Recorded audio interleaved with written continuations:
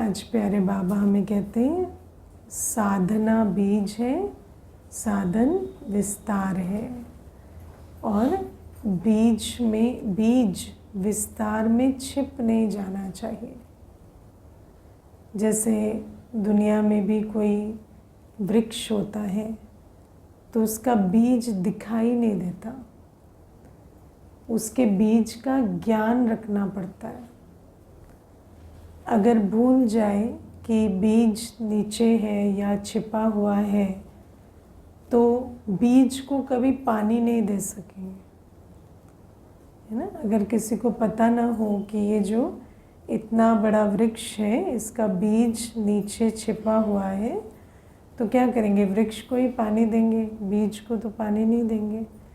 लेकिन बाबा हमें कहते हैं कि ऐसे ही कई बार साधन दिखाई देते हैं, लेकिन साधनों का बीज क्या है, साधना। उस बीज को भूलना नहीं है, क्योंकि जब साधन, कई बार मनुष्य क्या सोचता है कि साधन आ गए तो साधना की अब ज़रूरत नहीं है, क्योंकि बहुत मटेरियल कॉन्शियस होते हैं ना, हमें भौतिक प्राप्ति, संबंध, इन बातों में बहुत हिरे हुए हैं। देह अभिमान की दुनिया में बुद्धि में यही बातें रहती हैं। तो जब विस्तार हो जाता है, साधन आ जाते हैं तो बीज को ही भूल जाते हैं, है ना। इसीलिए बाबा हमें कहते हैं हमेशा समझो बीज है तो विस्तार है। अगर बीज पर अटेंशन हटेगा बीज पर से तो फिर विस्तार भी नहीं रहेगा। इसीलिए और बीज को रोज पानी देना होता, हमें रोज साधना का बल स्वयं में भरना होगा। ये जो साधनों में लिपायमान हो जाते हैं, कई होते हैं जब ज्ञान में आते हैं तो अंदर छिपी हुई कुछ गुप्त इच्छाएं होती हैं। बल देखने में ऐसा लगता है कि बाबा के प्यार में, बाबा की याद में आगे बढ़ रहे हैं, पर वो जो गुप्त इच्छाएं हैं उनका, क्योंकि बाबा के पास आते हैं तो साधना है तो साधन भी आएंगे, तो वो सारी चीज़ें बढ़ती हैं। देखो, इन चीज़ों को कभी वर्णन नहीं किया जाता, लेकिन बाबा का ऐसा कोई बच्चा नहीं है जिसके पास साधन बढ़ते नहीं हैं। जब बाबा के पास आते तो सबके पास प्राप्तियां आती हैं। फिर कई बार देखने में ऐसा लगता है कि ये तो योगी तपस्वी, इनको बाबा से प्यार है, लेकिन धीरे धीरे क्या होता है, जैसे जैसे साधन बढ़ते हैं तो उस बाबा को ही भूल जाते हैं और बाबा की याद पे अटेंशन, या जो पहले हमारी डिसिप्लिन या धारणा थी उसमें ढीले होने लगते हैं, या याद भी करेंगे तो नियम प्रमाण नेमीनाथ बन जाते हैं। वो जो दिल की सच्चे स्नेह की याद थी, है ना, क्योंकि बाबा की साधना माना एक रस याद, तपस्या। अब साधना का जो मूल फाउंडेशन है वो है हम बाबा को प्यार से याद करें, सर्व संबंधों से याद करें। तो ऐसी याद धीरे धीरे ढीली हो जाती है। कई चीज़ें हैं ना, क्योंकि पेट भरा होता है ना तो फिर थोड़ा धीमे हो जाते हैं, क्योंकि आत्मा को समझ नहीं आता है कि वास्तव में मेरी भूख जो है वो तो गुणों की है या अपने आप को संपन्न संपूर्ण बनाने की है। उसको लगता है कि मेरी तो भूख साधनों की थी, तो पेट भरा सा लगने लगता है, आर्टिफिशियल, है ना आर्टिफिशियली ऐसा माया फील कराने लगती है। और फिर क्या होता है, साधना ही ढीली कर देते हैं, है ना। जैसे कई बार हम शुरू में ही देखते हैं, कोर्स शादी किया, उसके बाद बोलो अब 21 दिन तो आप बड़े रेगुलर कर रहे थे, उसके बाद क्या हुआ, ढीले हो गए। नहीं, अब तो बेटर फील होने लगा है ना। पहले जो प्रॉब्लम लेकर आए थे, पहले जो बातें लेकर आए थे, अब वो बातें ढीली हो गई हैं। अब वो उस तरह की तकलीफ़ हमें महसूस नहीं हो रही। अरे तो तकलीफ महसूस नहीं हो रही, तो जिस कारण से नहीं हो रही उसी को छोड़ देंगे तो कहाँ के रहेंगे फिर, है ना। लेकिन आत्मा इतनी तमोप्रधान दुनिया में ऐसी मूढ़मती हो जाती है कि जिससे सुख मिला उसी को छोड़ देते हैं, है ना। और छोड़ना मतलब कोई ऐसे नहीं, आप किसी को भी आज जो ब्राह्मण जो बाबा के बच्चे साल भर से भी मुरली नहीं सुने होंगे, उनको भी पूछो बाबा को छोड़ दिया, बोले नहीं नहीं बाबा को कहाँ छोड़ा है, बाबा को कोई छोड़ सकता है, रोज़ याद करते हैं हम, है ना। लेकिन मुरली नहीं, योग नहीं, सेवा नहीं, कुछ नहीं। तो लेकिन हम, आपको क्या पता, हमारा प्राइवेट कनेक्शन बहुत स्ट्रॉन्ग चल रहा है ना। तो हम भी कभी कभी सोचते हैं भाई आपका ज़्यादा स्ट्रॉन्ग है, हमें तो बहुत कुछ करना पड़ता है बाबा से संबंध रखने के लिए, आपका ऐसे ही चल जाता है ना, बहुत अच्छा संबंध है। तो बाबा हमें ये बात कहते हैं कि साधनों में लिपायमान होकर साधना का बीज भूल ना जाए, छिप ना जाए। और इस बात को हमें समझ लेना है कि साधन जो है वो विस्तार है, साधना बीज है। आज योगी तपस्वी आत्मा जो चाहे वो अट्रैक्ट कर सकते, लेकिन योगी तपस्वी की निशानी क्या होती है, वो कुछ चाहते नहीं तो इसीलिए जो सेवार्थ चाहिए वो उनके पास आता है ना। तो ये जो साधन, जब हम साधना में रहते हैं तो साधन अपने आप आएंगे, प्रकृति खुश होगी आपकी सेवा करके, आपको प्रकृति के पीछे भागना नहीं पड़ेगा। आपकी अवस्था व्यवस्था बनाती है, आपकी अवस्था अनुसार प्रकृति आपको झोली भर भर के देती है। लेकिन जिसको, है ना, मुझे एक बार किसी ने बहुत अच्छा प्रश्न पूछा था, कहते कोई मिनिस्टर भी होता है, कोई, है ना, कोई बिजनेसमैन भी होता है, वो जाकर किसी न किसी तपस्वी से राय लेते हैं, है ना। आज दुनिया में तो यही देखा जाता है कि सभी, कोई भी आज बाबा के पास भी कई ऊंचे पदों पर बैठे हुए आते, राय लेते। तो कहते अगर वही तपस्वी बिजनेस करता या वही तपस्वी अगर पॉलिटिशियन होता तो बहुत अच्छा पॉलिटिशियन होता ना, बहुत अच्छा बिजनेस करता। तो मैंने कहा अगर तपस्वी को संकल्प भी आ जाएगा ना कि मुझे पॉलिटिशियन बनना है, मुझे बिजनेसमैन बनना है, तो उस दिन से वो तपस्वी नहीं रहेगा, है ना। तो ये बड़ा इंटरेस्टिंग पैराडॉक्स है कि साधना है तो साधन है, लेकिन साधन के पीछे पड़ गए तो साधना खत्म हो जाती, कुछ भी नहीं रहता, है ना। और अगर साधना है तो साधनों के प्रति अटैचमेंट नहीं होगी, और जहाँ अटैचमेंट हो गई वहाँ साधना खत्म हो जाती है ना। तो इसीलिए वो का एग्जाम्पल दिया जाता है ना कि परछाई के आप चलेंगे तो परछाई पीछे आएगी, सूरज के सम्मुख आप हैं तो परछाई पीछे आएगी, आप मुड़ गए तो आप परछाई के पीछे भागेंगे, है ना। सूर्य से विमुख हुए तो परछाई के पीछे आपको दौड़ना पड़ेगा। तो ऐसे ही साधन जो है वो तो परछाई की तरह है, आप बाबा की तरफ मुख है, मुख रखना बहुत मुश्किल है, क्योंकि क्या होता है जैसे ही साधन आते हैं तो मुख मुड़ जाता है ना। गरीब थे, बीमार थे, परेशान थे तो बाबा बाबा था, और फिर हाँ अब आजकल तो बिजी हो गए हैं कहते हैं, है ना। तो बाबा कहते हैं फिर फ्री हो जाओगे, क्या बड़ी बात है ना ज़्यादा बिजी हो गए, मेरे लिए बिजी हो गए तो फ्री हो जाओगे, है ना। तो ये जो चीज़ें हैं ये हमें समझनी होती है। तो ये बहुत इंटरेस्टिंग पैराडॉक्स है ये साधन और साधना का। फिर प्यारे बाबा आज हमें ड्रामा के विषय में भी कहते हैं। आज बाबा कहते हैं ड्रामा बना बनाया है। और ड्रामा के बारे में बहुत सारे शब्द कहे जाते हैं, है ना। ड्रामा के वर्णन में बाबा हमें बताते हैं ड्रामा बना बनाया है, फिर बाबा कहते हैं ड्रामा और क्या कल्याणकारी है, और क्या कहते हैं हाँ अविनाशी है, और रिपीट होता है, और एक्यूरेट है, और हाँ एक सेकंड ना मिले दूसरे से, एक का पार्ट ना मिले दूसरे से। मैं भी बंधायमान हूँ ड्रामा में।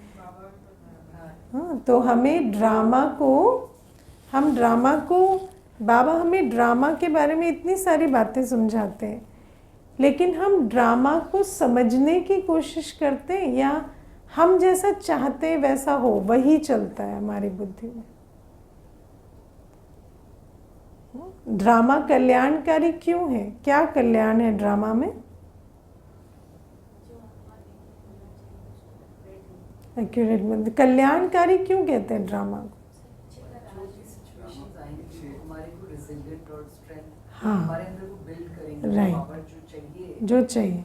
हाँ तो ड्रामा कल्याणकारी इसलिए है क्योंकि ड्रामा हमें मनुष्य से देवता बनाता है ना। बाबा हमें ज्ञान देते हैं, लेकिन ड्रामा हमें उस ज्ञान को, योग को अप्लाई करने की अपॉर्चुनिटी देता है। और अगर हमारे पास वो अपॉर्चुनिटी नहीं होगी तो हम ज्ञान स्वरूप, शक्ति स्वरूप नहीं बन सकेंगे, है ना। तो इसीलिए ड्रामा कल्याणकारी है। लेकिन क्या होता है जब कोई भी बात आती है सामने, तो हमारे अंदर 63 जन्मों से ड्रामा के बारे में क्या प्रोग्रामिंग है? ड्रामा मुझे खुशी देने के लिए बनाया गया है ना। हर चीज़ मुझे सुख देनी चाहिए, हर चीज़ मुझे खुशी देनी चाहिए। अगर वो सुख नहीं दे रही, अगर वो खुशी नहीं दे रही, अगर वो मुझे गुड फील नहीं करा रही, तो वो चीज़ ठीक नहीं है ना। यही तो करते हैं ना, कोई भी चीज़ हमें अनकंफर्टेबल फील कराती है, अच्छा फील नहीं कराती, कोई हमारे हिसाब से नहीं चलता, हम इमीडिएट हमारे अंदर चलता है ये सीन अच्छी नहीं है, क्योंकि हमारे अंदर 63 जन्मों की प्रोग्रामिंग क्या है? हर सीन को हमें टेम्पररी हैप्पीनेस देनी चाहिए। ड्रामा की हर सीन कैसी होनी चाहिए? मुझे अल्पकाल का सुख मिलता रहे, लेकिन वो ड्रामा का पर्पस नहीं है। इसीलिए ज्ञान, हमारे दुख का कारण क्या है? अज्ञान। हमें ऐसा लगता है कि ड्रामा भगवान ने, मेरे पिता ने ड्रामा बनाया है मुझे सुख देने के लिए पर बाबा कहते नहीं, ड्रामा बना बनाया है, मैंने नहीं बनाया। और इस ड्रामा का जो लक्ष्य है वो है तुम्हें मनुष्य से देवता बनाना, अभी संगम युग में, है ना। तो हमें जब ये समझ आए, ये घोटेंगे ना बुद्धि में कि अभी मुझे क्या बनना है, तब जाकर जब लक्ष्य के साथ अलाइनमेंट होती है, तब हमें ड्रामा की हर सीन क्यों है, जो है जैसा है वैसा क्यों है, समझ में आता है। क्योंकि जब कोई भी सीन ड्रामा की आती, देखो बाबा कहते हैं, बाबा ने एक मुरली में बहुत अच्छा कहा था, ड्रामा बहुत अच्छा बना हुआ है ना, इससे अच्छा नहीं बन सकता। आप विचार करो, आपको एक इक्वेशन दिया गया है ना, ड्रामा कैसे बना है। ड्रामा में हर आत्मा को इतना दुख भी नहीं मिलना चाहिए कि टूट जाए, है ना मतलब सबको उतना दुख मिलता है जितना वो हैंडल कर सके ये भी है, माना इतनी दुख भी इतना नहीं होता कि टूट ही जाए या शरीर ही छोड़ने की सोचे। तो ड्रामा में दुख भी, सुख दुख का बैलेंस भी चाहिए। फिर ड्रामा में पिछले आपके कार्मिक अकाउंट सेटल भी होने चाहिए, है ना। फिर ड्रामा में आपको अपॉर्चुनिटी भी देनी है कि आप नया सुकर्म भी बना सके। तो ये सारी चीज़ें जब आपको एक इक्वेशन में फिट करनी है, वो भी इतनी सारी आत्माओं के लिए, तो कितना मुश्किल होता है। और आप सोचो, इसीलिए बाबा कहते हैं ये ड्रामा जो बना हुआ है ना, इसमें इतना सा भी चेंज नहीं हो सकता। हर आत्मा, एक एक आत्मा का कार्मिक अकाउंट सेटल हो उसके लिए परिस्थितियाँ बनती हैं, वो आत्मा नया सुकर्म बना सके उसके लिए बाबा माना ड्रामा हमें अपॉर्चुनिटी देता है। ज्ञान योग जो हम सीख रहे हैं उसको अप्लाई करके हम स्वरूप बन सके उसकी अपॉर्चुनिटी हमें ड्रामा में मिलती है। और हमें ड्रामा मनुष्य से देवता बनने में पूरी मदद करता है। लेकिन अगर हम इस पर्पस को बुद्धि में नहीं रखें तो फिर हमें समझ नहीं आता, फिर हम क्या क्यों करने लगते, है ना। मुझे एक बार किसी ने कहा कि जो बड़े होते हैं, अब कोई बड़ा है वो मेरे से संस्कार नहीं मिलाता वो तो ठीक है, छोटा अगर संस्कार ना मिलाए तो बहुत मुश्किल है ना, तब तो क्या क्यों चलेगा।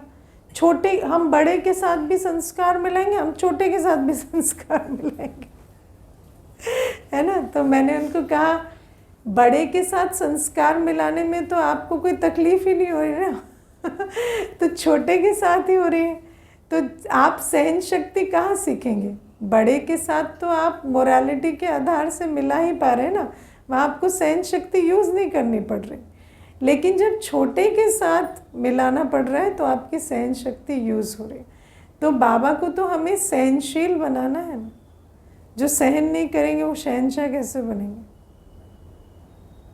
तो हमारे जीवन में जो भी हो रहा है जितनी भी परिस्थितियां हैं, या तो उनका पर्पस हमारे अपने जो रफ संस्कार हैं, जो अपने अंदर कमियां कमज़ोरियां उसको भरना है, या फिर मुझे कुछ नया करने, आगे बढ़ने के लिए, कुछ सीखने के लिए, समझने के लिए अपॉर्चुनिटी मिल रही है।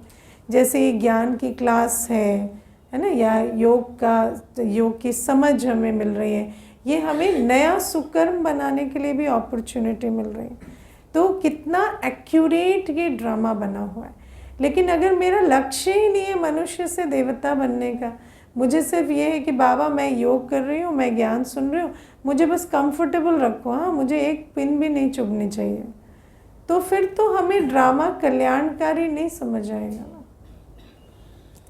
इसीलिए बाबा हमें कहते हैं ये ड्रामा बना बनाया है, और हमें इस ड्रामा पर बहुत निश्चय चाहिए कि बहुत अच्छा बना हुआ है।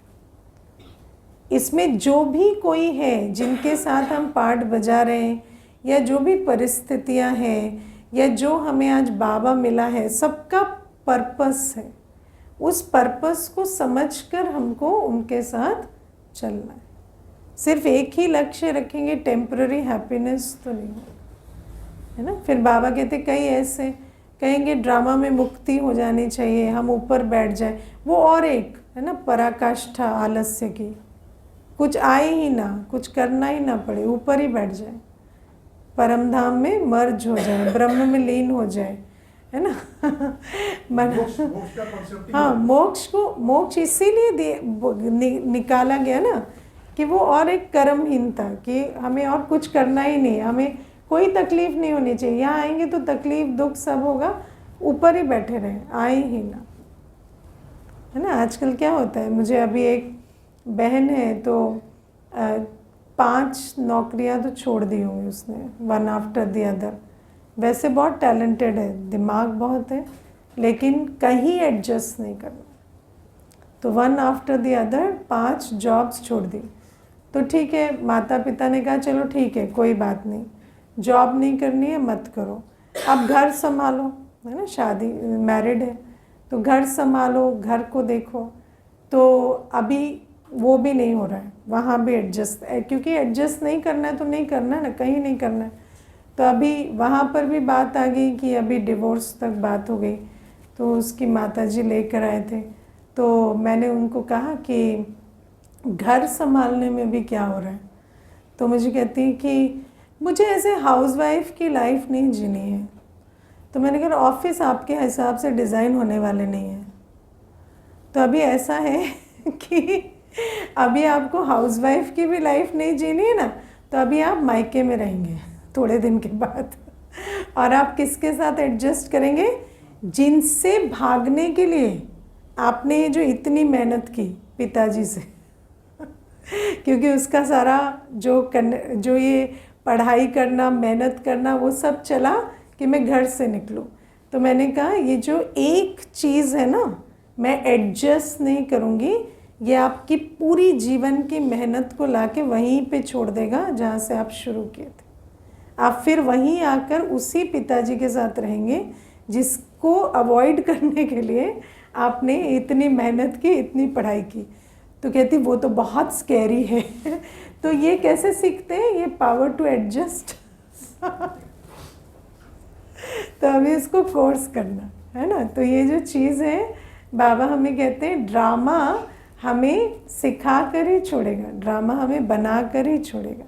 बाबा आते हैं, बाबा प्यार से समझाते हैं ना, तो हमारी बुद्धि में बैठता नहीं कि ज्ञान सुनो, योग करो। फिर ड्रामा जब प्रेशर डालता है, इसीलिए बाबा हमें कई बार ड्रामा के विषय में एक और बात कहते हैं, ड्रामा पुरुषार्थ कराएगा।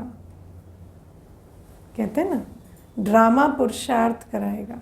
क्यों कहते हैं बाबा ड्रामा पुरुषार्थ कराएगा? देखो, एक तरफ बाबा हमें कहते हैं बाबा क्रिएटर है, हम बच्चे मास्टर क्रिएटर हैं। फिर दूसरी तरफ बाबा हमें कहते हैं ड्रामा पुरुषार्थ कराएगा। लेकिन अगर हम बाबा की नहीं सुनेंगे तो हमें ड्रामा पुरुषार्थ कराएगा, है ना। और ड्रामा हमें वैसे भी पुरुषार्थ करा रहा है क्योंकि समय हुआ है तभी बाबा आया है। लेकिन हमें और ऐसा फील ना हो कि ड्रामा पुरुषार्थ करा रहा है, इसीलिए हमें श्रीमत पर पुरुषार्थ कर लेना। तो बाबा कहते हैं ये ड्रामा बना बनाया, इसमें किसी के भी पार्ट को लेकर क्या क्यों नहीं चलाना है, कोई भी सिचुएशन को लेकर क्या क्यों नहीं चलाना है। ये बहुत सुंदर बना हुआ है। ये जो बना हुआ है ये हमें सिखाने के लिए, आगे बढ़ाने के लिए, बनाने के लिए बना हुआ है। ठीक है। फिर प्यारे बाबा आज हमें कहते हैं कि हम बच्चे सतयुग में सारे विश्व के मालिक बनते हैं, सारे विश्व पर राजाई करते हैं और उसकी ताकत हमें अभी मिलती है। बाबा हमें अभी वो ताकत भरते हैं। कौन सी ताकत है जिससे हम सारे विश्व पर राज्य कर सकते हैं? यूनिटी, श्रीमत पर, और प्योरिटी, प्योरिटी, हाँ, और विकारों से मुक्ति।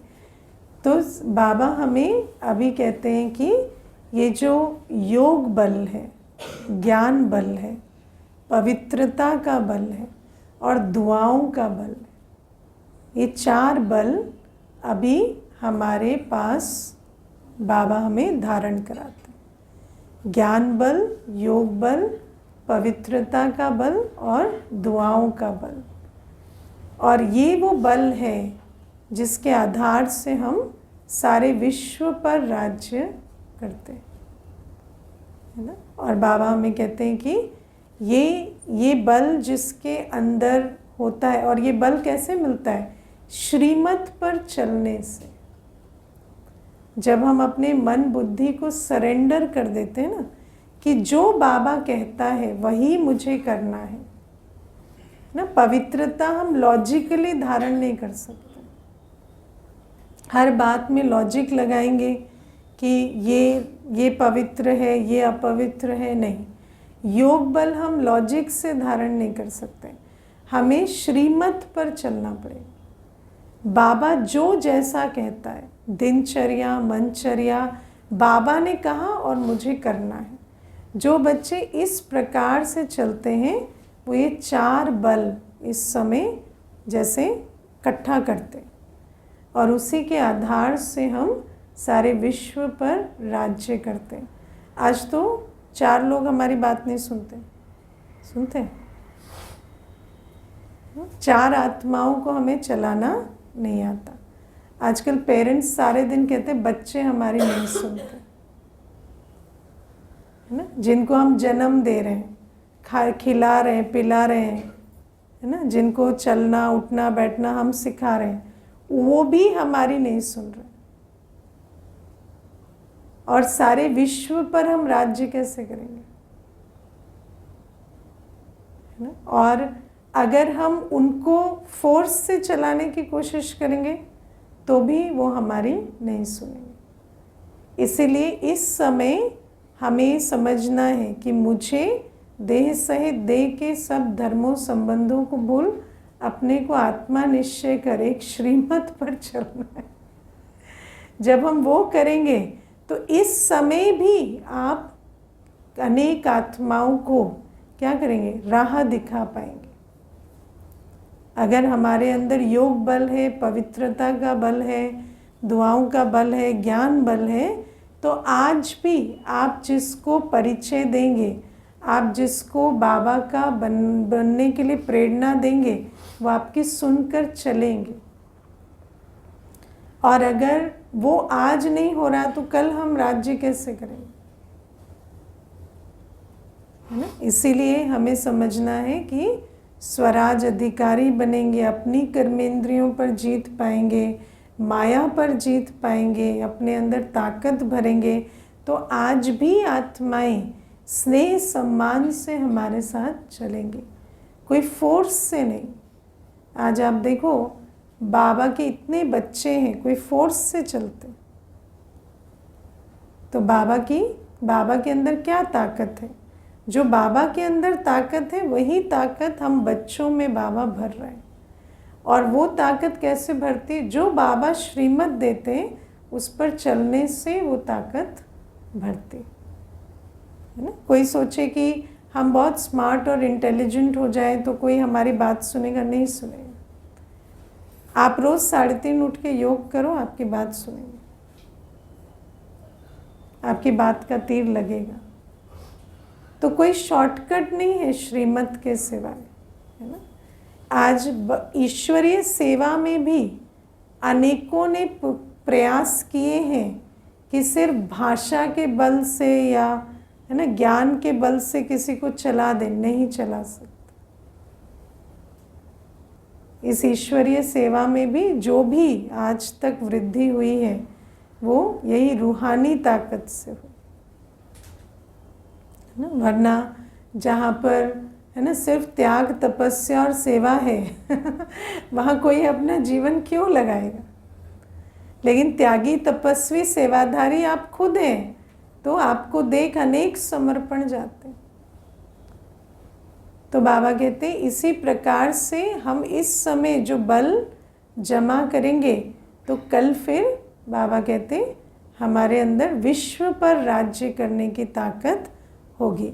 और एक और फॉर्मूला जो बाबा ने हमें दिया है, स्वराज्य अधिकारी सो विश्व राज्य अधिकारी। जिसकी कर्मेंद्रियों पर कंट्रोल नहीं है, जिनकी कर्मेंद्रियां चलायमान हैं, वो कभी विश्व पर राज्य नहीं कर सकते। कर्मेंद्रियां चलायमान होती है तो आत्मा रिएक्शन में आती है, और अगर आप रिएक्ट करेंगे तो सामने वाले पर आपका प्रभाव कभी नहीं पड़ेगा, है ना। सामने वाला तो वैसे ही रिएक्शन में है ना, वो तो हलचल में है।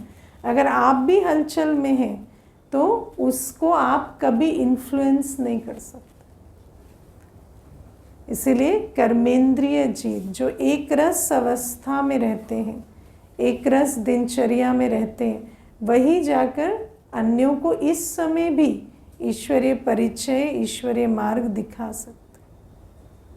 तो बाबा कहते हैं ऐसे जब बनेंगे तो सारे विश्व पर राज्य करने की ताकत मिलेगी, है ना। और बाबा दूसरी बात हमें कहते हैं कि कल एक मत होंगे हम सब, है ना। दैवी सृष्टि में किसी से राय लेने की ज़रूरत नहीं। आज राय क्यों ली जाती है? खुद क्लियर नहीं होते, हाँ, ताकत नहीं होती। राय इसलिए लेते हैं क्योंकि अगर आप राय नहीं लेंगे तो जब मतभेद होता है तो सामने वाले उपद्रव भी खड़ा करते हैं, ना। मान लो कि किसी को बहुत ईगो है ना, और वो संगठन का हिस्सा है और आप उनसे राय नहीं ले रहे हैं, तो क्या होगा कि वो जो है वो आपके अगेंस्ट खड़ा हो जाए, और फिर वो जो कार्य आप करना चाहते हैं उसमें विघ्न पड़े। इसीलिए जहाँ पर आपको पता भी है कि ये अच्छा डिसीजन है, राय ली जाती है ना। आजकल पूछ पूछ की पूछ, मुझे पूछा नहीं, मुझे पूछा नहीं, मुझे पूछा नहीं। अगर आप किसी को ना पूछें तो नाराज हो जाते हैं, क्योंकि सबकी मत अलग अलग है आज, है ना। तो इसीलिए बाबा हमें कहते हैं कि ये जो आज जो ये अनेक मत है या अनेक आत्माओं के अंदर अनेक प्रकार की लहर हलचल चलती है, तो इसमें क्या होता है, आज आप देखो एक प्राइम मिनिस्टर है, क्या वो डिसीजन नहीं ले सकते? ले सकते हैं, लेकिन क्यों कैबिनेट बिठाते हैं? हाँ, ये भी बात होती है कि थोड़ी बहुत राय मशवरा हो जाता है, लेकिन ये भी होता है कि हर एक की ईगो को भी सेटिस्फाई करना होता है ना। तो इसीलिए ये सब चीज़ें की जाती हैं। तो बाबा हमें कहते हैं सतयुग में एक तो हमें स्वयं डिसीजन लेने की ताकत होगी। सतयुग में वैसे भी क्या डिसीजंस होंगे, है ना। सतयुग में तो वैसे ही सब देवताएं हैं, तो बड़ी स्मूथ फंक्शनिंग होगी। लेकिन दूसरी बात है, वहाँ पर वजीर आदि क्यों नहीं चाहिए? क्योंकि सब एक मत है, सबके दिल मिले हुए हैं, कोई एक दूसरे से, है ना, ऐसे नहीं रखते कि ये इन ईगो नहीं है, वहाँ ईगो नहीं है, वहाँ एक मत है। तो बाबा हमें इस समय बताते हैं कि उसके लिए हमें अभी क्या करना है। अभी हमें ईश्वरीय परिवार की भासना में रहना है ना। अभी हम जब एक ईश्वरीय परिवार है हम, और ईश्वरीय परिवार में मैं नहीं, जो श्रीमत है वो मेरी मत है ना। इसीलिए बाबा कहते हैं जब हर एक बाबा की मत पर चलते हैं तो आपस में भी हम कैसे हो जाते हैं? एक मत हो जाते हैं, है ना। अगर मैं कहूँ मैं कह रही हूँ तो आपको करना है, तो उसमें ईगो क्लैश होती है। पर अगर जो श्रीमत है वही निमित्त कह रहा है तो उसमें हर कोई मानता है। तो ये जो आपस में एक मत होने के संस्कार भी बनते हैं, है ना। दादी प्रकाशमणि दादी जी कभी भी मैं शब्द यूज़ नहीं करते थे, है ना। कहते थे दादी ये कह रही है, दादी माना द पोजीशन कि दादी को बाबा ने बिठाया है तो दादी की ये राय है, तो सभी उसको राय को हाँ करते थे कि ये तो उनकी राय है ना, जिनको बाबा ने निमित्त बनाया। तो बाबा कहते इस प्रकार से हम अभी अपनी ईगो को साइड रखकर श्रीमत का पालन करना सीखते हैं। और फिर जब हम जाते हैं उस दुनिया में, नई दुनिया में, तो हम ईश्वर फैमिली की तरह, बाबा ने कहा ना, जैसे एक दैवी परिवार है। हर एक आत्मा राजा की बात को वैसे मानती है जैसे घर में एक पिता की बात को बच्चे मानते हैं। लेकिन वो ताकत, वो संस्कार हमें अभी बनाने। तो एक तो हमें बल जमा करने श्रीमत पर चलकर, और दूसरा हर कार्य श्रीमत प्रमाण करके ईश्वरीय परिवार में भी एक मत बनाने। अगर हम कोई भी कार्य करें और वो श्रीमत प्रमाण नहीं होगा तो क्या होगा? हर एक के अंदर संकल्प चलेगा ना कि ये तो श्रीमत प्रमाण नहीं है, लेकिन ये कार्य हो रहा है। तो बाबा हमें कहते हैं इसीलिए ये जो एक मत से एक मत की सृष्टि बनती। और फिर प्यारे बाबा आज हमें कहते हैं संगम युग में हम तब हैं जब हम बाबा की याद में हैं और श्रीमत पर हैं, वरना हम कहाँ हैं? कलयुग में हैं। और एकदम से आप एक्सपीरियंस बदल जाता है, देखा है? जब बाबा की याद में हैं, श्रीमत पर हैं, तो एक्सपीरियंस कैसा है? अतीन्द्रिय सुख का। और जैसे ही बाबा की याद में नहीं है, श्रीमत पर नहीं है, छोटी सी श्रीमत भी, बाबा कहते परचिंतन मत करो। परचिंतन किया तो संगम युग से कलयुग में चले जाते हैं। इसीलिए संगम युग में रहना भी एक टास्क है हम संगम युग के अनुभव में रहें, उसके लिए भी हमें श्रीमत और याद की लकीर को पार नहीं करना है। तो ये हमें अटेंशन रखना है। कलयुग में तो नहीं चले जाते सारे दिन में। बाबा हमें कहते देहधारियों को याद नहीं करो, है ना। अब देहधारी को याद करेंगे, चाहे वो क्लाइंट हो, चाहे वो बच्चा हो, चाहे वो लौकिक युगल हो, चाहे कोई, है ना, मित्र संबंधी हो, कोई कुलीग हो, किसी को भी याद करेंगे तो क्या होगा, वो देहधारी की याद होगी ना। और देहधारी तो कभी सुख देने वाले कर्म नहीं करते ना, तो उनको याद करेंगे तो हमें भी दुख की अनुभूति होना शुरू हो जाता। तो बाबा कहते मेरी श्रीमत की लकीर के अंदर रहो, मेरी याद में रहो, तब जाकर तुम्हें संगम युग के अतीन्द्रिय सुख का अनुभव होगा, है ना। और संगम युग में अपने आप को स्थित रखेंगे। संगम युग माना चढ़ती कला का युग। जितनी देर हम संगम युग की अनुभूति में हैं, हम प्रोग्रेस कर रहे हैं, और जैसे ही कलयुगी अनुभव में आए गिर रहे हैं। तो इन बातों का भी हमें अटेंशन रखना है। और प्यारे बाबा हमें कहते हैं अब तुम्हारा भटकना बंद हो गया, क्योंकि बाबा ने तुम्हें ज्ञान की दृष्टि दी है, जिससे तुम शांति धाम सुख धाम की राह पा लेते हो, है ना। जिस जगह का एड्रेस नहीं पता वहाँ जा सकते हैं क्या? नहीं। जब तक बाबा नहीं आते हमें शांति धाम सुख धाम का एड्रेस ही नहीं पता। हमें यही नहीं पता शांति धाम एग्जिस्ट करता है। तीन लोगों को पाताल और आकाश लोक। हाँ, तो तीन, हमें ये नहीं पता कि शांति धाम एग्जिस्ट भी करता है, हमें ये भी नहीं पता कि सुख धाम एग्जिस्ट भी करता है। तो संकल्प से सृष्टि है। अगर आपके संकल्प में ही कोई चीज़ नहीं है तो सृष्टि कैसे बनेगी? मुझे याद है एक बार एक भाई आए, बहुत अच्छे, मतलब ऐसा लगता था कि अगर चाहते तो कुछ भी बन सकते थे दुनिया में। तो लेकिन एक साधारण दुकान खोल के बैठे हुए थे। तो मैंने उनको कहा कि आप तो अच्छे स्टूडेंट भी रहे, वैसे भी रहे, क्यों कुछ किए नहीं, आगे भी कुछ पढ़ लेते। बोले पता ही नहीं था, पता ही नहीं था कि क्या कोर्स होते हैं, क्या पढ़ाई होती है। हम तो गांव के स्कूल में जाते थे, उसके आगे की पढ़ाई का हमें कोई पता ही नहीं था, तो पढ़ेंगे कैसे, है ना। तो मुझे बड़ा वंडर लगा कि सचमुच है ना। आज भी आप देखो दुनिया में जिनको अपॉर्चुनिटीज़ का ज्ञान होता है वो अपॉर्चुनिटी ले लेते हैं, एंड दुनिया में मेजॉरिटी ऐसे होते हैं जिनको अपॉर्चुनिटी का ज्ञान ही नहीं है कि ये कोर्स कर सकते हैं, ये बन सकते हैं, ये बातें पता ही नहीं। तो बाबा कहते हैं हमें भी शांति धाम सुख धाम का पता ही नहीं, तो शांति धाम सुख धाम को हम याद कैसे करेंगे?